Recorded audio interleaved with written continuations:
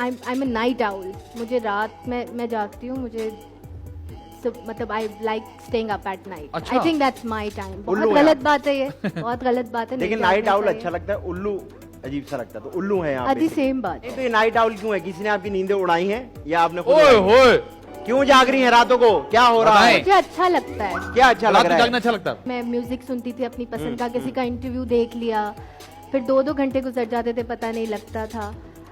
पर अब मैं आई एम ट्राइंग टू तो फिर ये आप कैसे मैनेज करती हैं, क्योंकि कॉल टाइम्स तो अर्ली होते हैं, Early 9 बजे होते भी हैं. होता है, 10 बजे भी होता है. फिर आप नाइट आउल वाला मुंह तो नहीं लेके चली आती शूट पे? मुझे लगता है रहता है वो ऐसे सुबह तक रहता है.